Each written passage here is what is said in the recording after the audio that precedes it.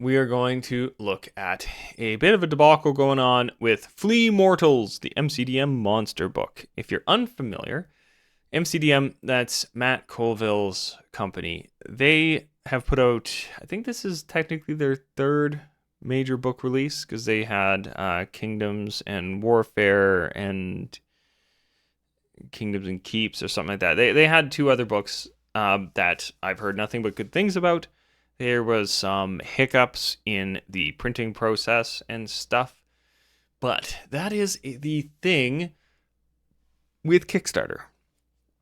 Kickstarter is, generally speaking, a risk. There are countless people out there who have kickstarted products that have never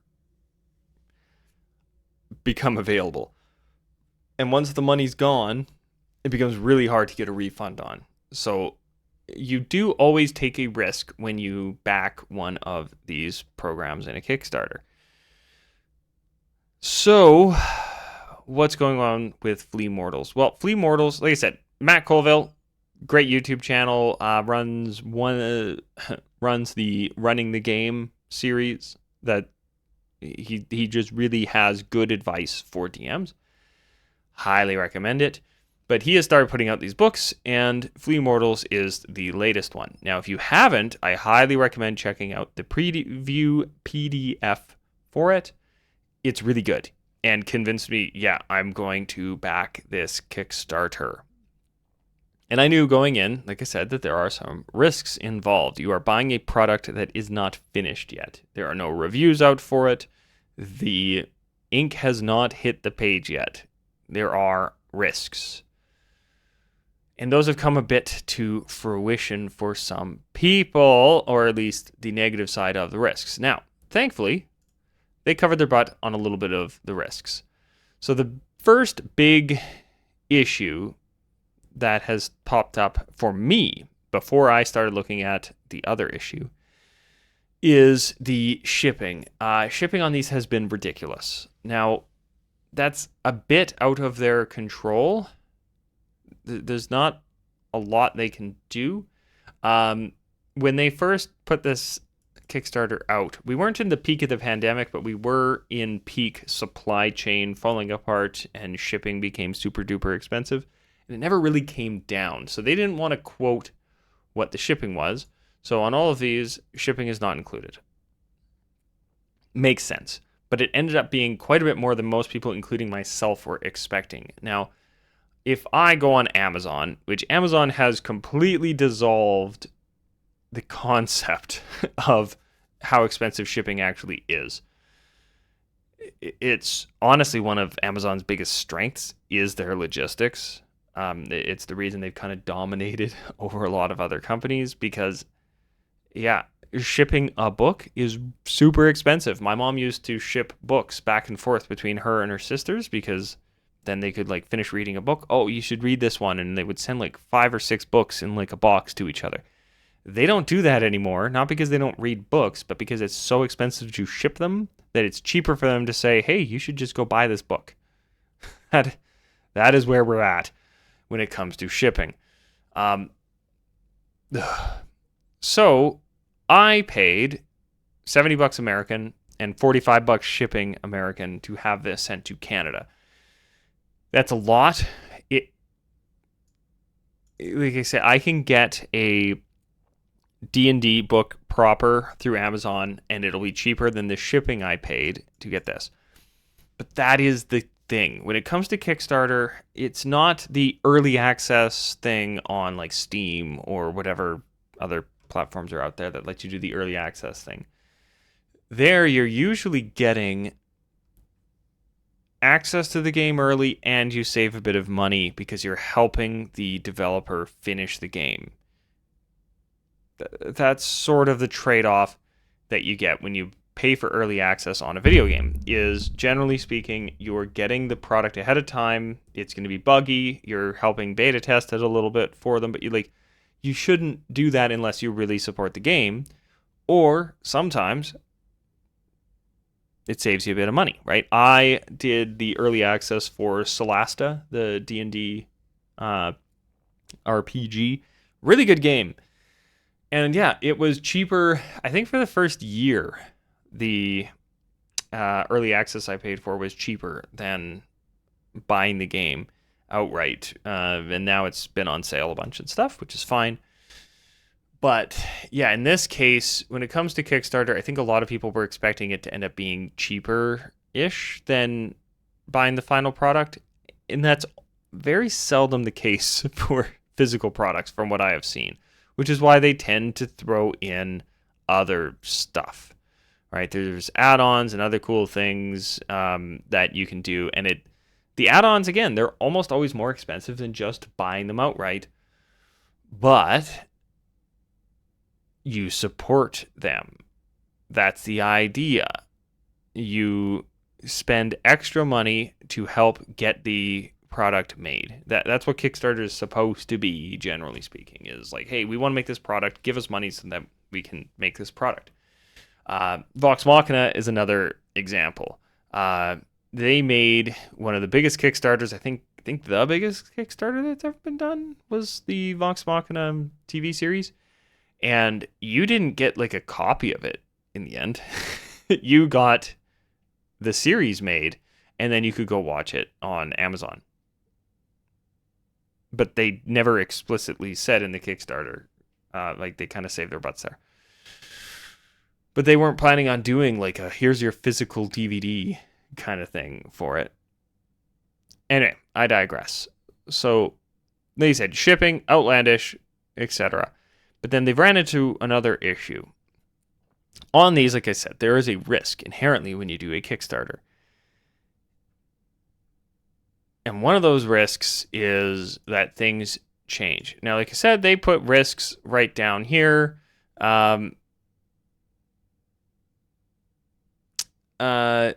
They lived up to, like, they were worried about these packets causing themselves a headache. I think they lived up to that just fine. It kept the hype going. Like, they just keep sending me emails of like, hey, you have PDFs that you can go and use in your game. They're play tested. They're fun, which is sweet.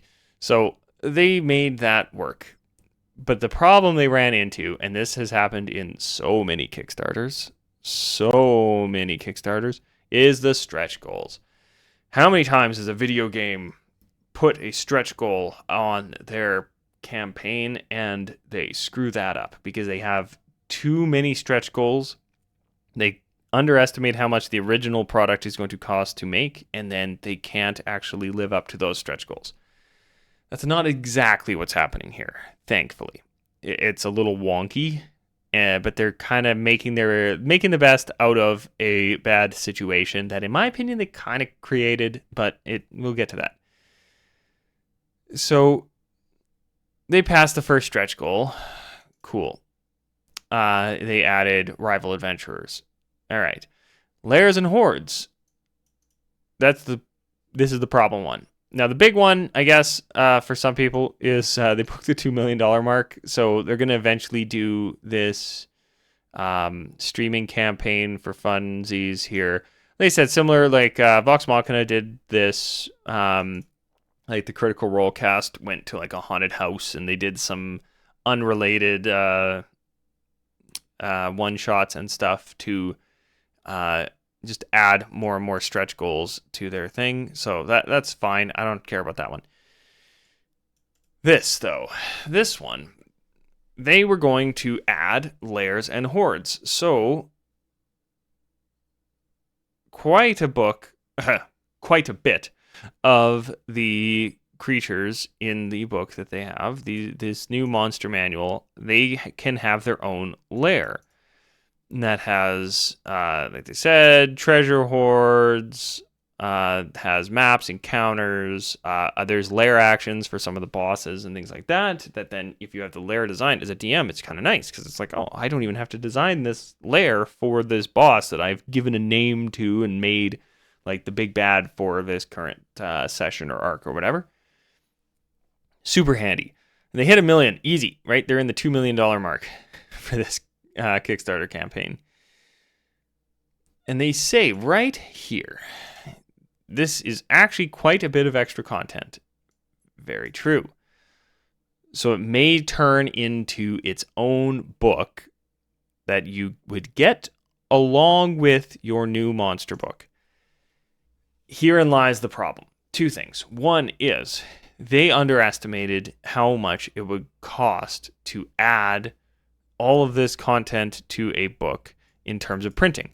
It would make it ridiculously large. I think they said it would be a 500-page book if they put it all together, because their 320-page monster manual is turning into something like a 370-page one. And then the Layers and Hordes is adding like 150 to 200 pages. So they're like, okay, 500-page book. Not only is it unwieldy, two problems start to happen. One is it is heavy enough that the shipping that was already expensive, people are already, myself included, a little perturbed by how expensive the shipping was, even though, like I said, they were very explicit about, hey, this might end up being really expensive. Careful. It would have like doubled the shipping, right? And I would not be very happy paying $90 to ship the $70 book I backed. I don't know if I would still be getting it if they kept it that way. So option 2 was split it into 2 books, like they say here. Now they've gone this route. However, they've discovered 2 things. One is, again, shipping the 2 books would double the cost of shipping, making it unruly. Just very expensive. On top of that, I have a slight suspicion that with how many books they're sending out, they were not expecting it to be as expensive to do the second book as it kind of has panned out to be. So their solution is a bit of a middle ground approach. They made quite a bit of people happy in the middle here. There are quite a lot of people who are like, okay, yeah, this is fine. I mostly wanted the book, or the monster book, and now I get this other stuff. Cool. But what they're doing is they're keeping the monster book full fat 370 or 390 pages or something like that and sending that out. That's what you get. And then we will send you the PDF of this stretch goal. Rather than cutting any content, here is the content, but it's in PDF form. Now, I'm okay with this because I understand the rationales, but it does kind of suck because they did put in their stretch goals like, hey, we're going to send you a second book. Well, that kind of sucks. But I think I mentioned earlier, right? If you back a video game and they fail to put in a stretch goal, but they manage to get the game out, and then as the game is out, they kind of do a kind of sort of not really DLC kind of thing, we'd probably be okay with that. So I understand if somebody was expecting a giant book, which it is still going to be a giant book, or if they were expecting a second book, because that's what they said here, that they are perturbed by this. On top of that, you can get the second book. They are going to discount it to anybody who backed to the level where they would have gotten said book, so that you get it at cost, but you would still have to cover the shipping. Now, that's where I don't know if I'm going to bother getting the second book, because if the shipping's $45 again, I don't know. That's starting to get, again, where I already have all the content in PDF form. Yeah. So they kind of created a situation for themselves. This is 100% my opinion, MCDM's fault. I think they covered their bases pretty well, right? I can't really get angry at shipping when they said, hey, there's a chance the shipping is going to be really expensive, and then the shipping ends up being really expensive. There's not much they can do about that. However, having the stretch goal kind of collapse on itself a bit, I would rather they not cut content to fit this in, right? I wanted the monster book above all.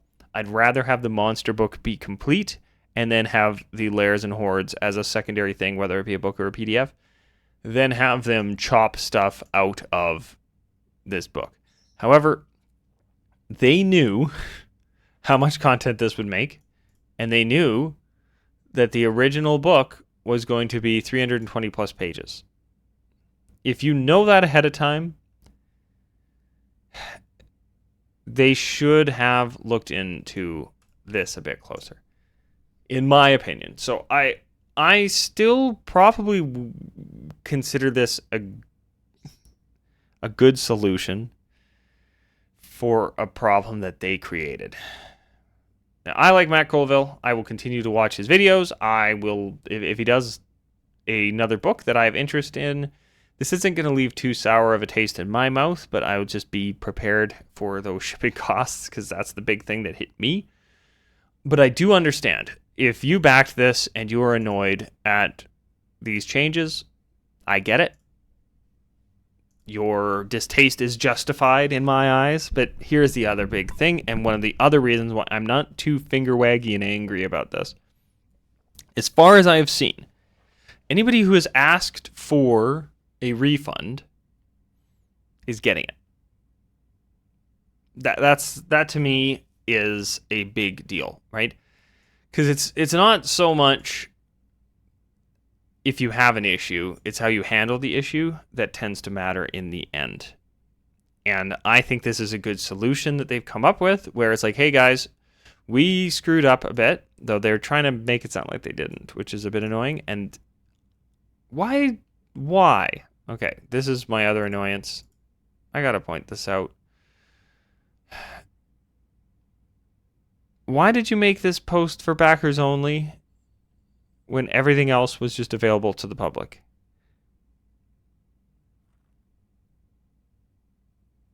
Why? Right? Maybe there's a really good reason. Right? Matt Colville, if you see this, let me know. But I think that's a little off-putting. But if you find a solution that's basically, hey, we screwed up a bit, but here's the way we figured out how to make it kind of work, where we're still doing our main goal, right? You're still getting your main book. You're still getting the content that we said we would send you, right? This part of it here, you're still getting. This part of it here, we kind of screwed up on, and we're going to try to find a couple possible solutions that might work for you. And on top of all that, if you're not happy with any of our solutions, we will refund your money. Right? It's not just that they're having an issue, it's that they're resolving the issue, I think, in a very fair way, in that if you don't like our solutions, we're going to give you your money back. If they're like, no, if you don't like our solutions, we're keeping your money, I'd be a lot more up in arms, saying I'll never back them again, blah, blah, blah, blah, blah. But I get it a bit of like, this ended up adding way more cost than we anticipated. You should have anticipated it. You've done this a few times. You've made books before. You've explicitly said that it would be a book. If they put a book or possibly PDF on here, they would have saved themselves an immense amount of headache, because they could have just sent out the book. They wouldn't have even had to offer Lords and Lairs as a second book included, if they just said, or this may end up being a PDF or something like that here, which next time I'm sure they will. Right? This is, now, like I said, they've done this before. This is their third release, to my knowledge. Fourth, if you count the fact that they're doing 2 books here. They're learning every time, right? This, I think, is a hard lesson to learn from a consumer perspective, because I'm okay with their solutions, but I'm not 100% happy. When I get my book and when I get the PDF for Lairs and Hordes, I will probably be ecstatic, because I got my 320 plus page book. I got my Arcadia sticker, which I guess is cool. Yeah, I'm getting my stuff. Everything that I initially paid for is coming. But like I've seen countless times on video games and stuff, like once they start overreaching on these stretch goals of like, oh, we did not anticipate that was going to be that expensive and stuff, like that's happened so many times. I think they're learning that lesson now, where like this stretch goal is what's screwing them over. If this didn't exist, or if they had put that PDF thing here, problem solved. So, Matt, if you see this, love your stuff. I'm still looking forward to my book. I will not be requesting a refund, but I can understand why some people are. But I am very happy that you're offering that. That, I think, like I said, I can't stress that enough. This Kickstarter is almost shipping, and they are still offering refunds because they made the error. That to me is, even if they don't state it as like, yeah, we screwed up here, blah, blah, blah, right? They're kind of being a little more wishy-washy with it, saying, hey, we didn't want to cut content, so it's making it more expensive than we initially thought. So here's our solution, and trying to make it sound like a positive for the end user. The fact that they're offering a refund like 2 months away from shipping, if not a month, I think they're aiming for August, maybe October. We'll see, kind of thing. But like things are hitting the printers and stuff, I think, right now. I think this is coming quick. So, like I said, overall, I'm happy, but I can understand why some people aren't.